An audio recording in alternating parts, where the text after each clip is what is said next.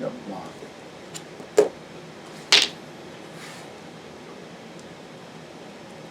七筒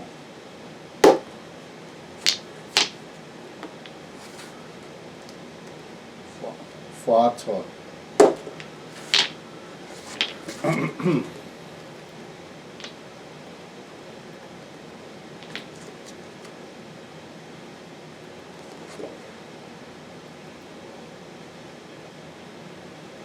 九熟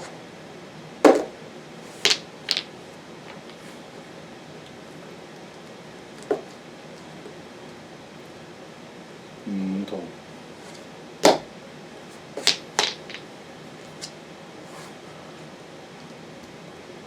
九筒五筒我知九筒 You know that arrangement at the beginning when it's the 4 rows, kind of creating this like very beautiful symbolic, like I just want to like live in that square, like that super safe square. In the version I play, they call that the pond, so you can live in the pond. My relationship with Mahjong started as a very young child because my auntie used to have a big old house in Markham.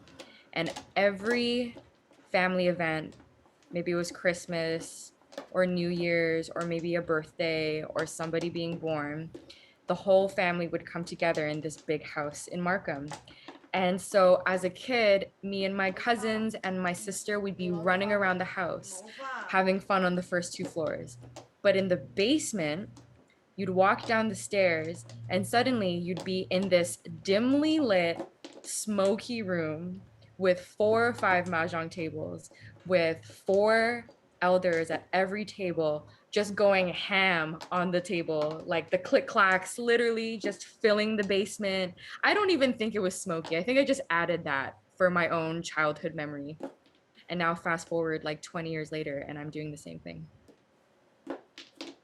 My mom always played, and my dad never really played because there were some gambling issues in his family. And then about 16 years ago, my mom had a stroke. She's mostly okay, but she does have trouble like concentrating, and there's some mental health stuff that's happening. But we noticed that she comes back alive when she plays mahjong. She is like a mahjong master. Like she's flinging tiles and like, calling us out. Like, so I did learn so that I could play with her, so that I could experience her when she comes back to life like this. But she'll call us out. She'll be like, "You're going too slow. What's happening? What, you don't have a good hand? You can't pull a chicken." I'm like, "Oh my God, Mom, I'm just learning to play." And because I'm so bad, I don't ever know the directions either. So I'll have to pull up my phone, and she'll like just keep chirping me. And she's like, "Oh, you gotta look at your phone. You're gonna take so much longer." But yeah, so even my dad played too, even though he's got a thing with gambling. Like we all come together and we play, so my mom can like just come back and have this like energy and stuff. When she calls me out for chicken, she makes this sound that goes "Coco." I'm like, "What?" And she just shouts it into my ear. And it means like, "You've got a chicken, don't you dare." I started playing when I was very young, and it was a thing you would do. It was a thing you saw the cool people older than you doing, so you wanted to do it. And then when you were old enough, they would teach you. It's one of those things that both sides of my family can do together, for instance. So we're very geographically separated. And so this is when we can come both sides at one table to do it. It's really quite nice. It's something that different sides of my family also taught me different styles to play. So it's kind of you get to see more regional differences when you do that and everything too. But yeah, it's a visceral space. It's like a space where you can share gossip, updates, and connect with people. But you don't want to delay too long, because then you'll get what Emily's mom does, where she tells you to hurry up. It brings me back to my childhood, not because I played Mahjong as a child. When my parents would have family friends over, or when extended relatives came to visit, which wasn't that often because I grew up in a really small white town in Ontario. A couple times a year, we'd have people from like Toronto, Scarborough, North York, family or friends come and visit, and sort of after dinner, after the kids went to bed, the adults would play, and the sound of sort of like laughter and yelling and talking and mahjong tiles is such a specific auditory memory for me. And I think it's a really fond memory because my parents just worked so much when I was growing up, so it was sort of one of the rare occasions where they would be kind of more like boisterous and laughing and loud and having fun. A few years ago, I went to Mahjong Mondays for the first time with T-Base, and 20 years later, finally learning how to play as an adult.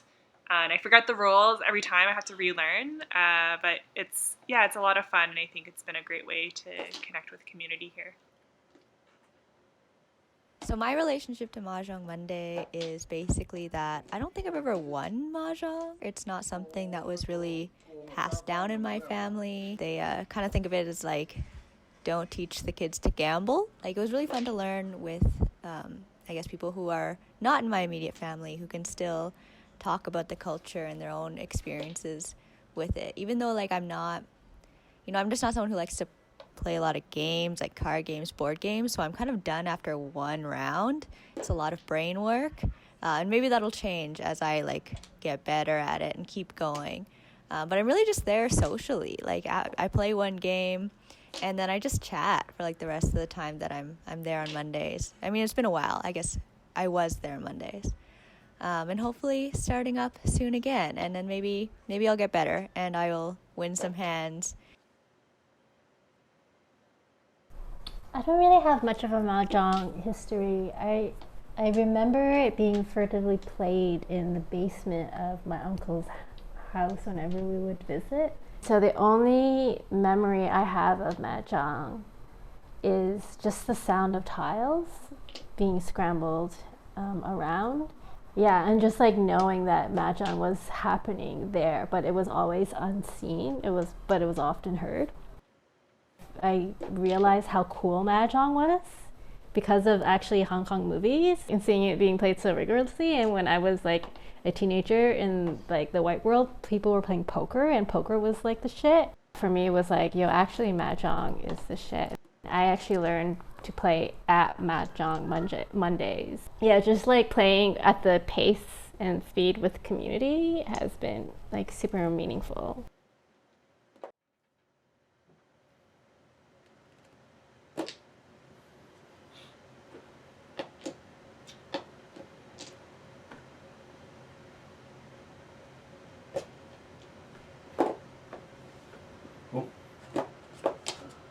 There you go. 5番。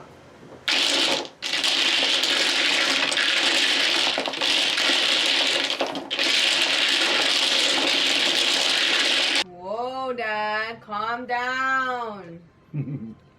Yeah, I grew up with my parents playing mahjong all the time, and I would babysit their friends' kids in some house in the suburbs somewhere. And it wasn't until T-Base opened where I was like, oh, what's a way that I can connect to my parents or back to my heritage? And I just thought about mahjong, and I didn't know that Mahjong Monday would become the most recognizable event from T-Base. I think mahjong is actually the way that I connect to my father the most.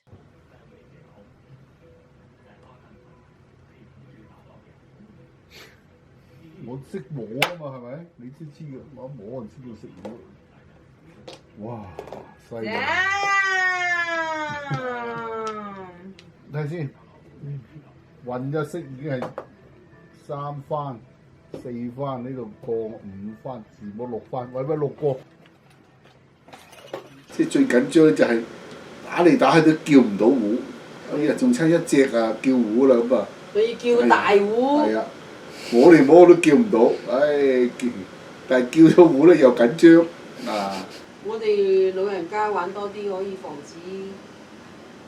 冇錯啦，防止呢個老人痴呆，多啲玩等個腦袋轉動得快，活動下。一家人玩可以多啲時間一齊傾下偈。係啊。朋友可以一齊輕勾下，係咪？有益㗎。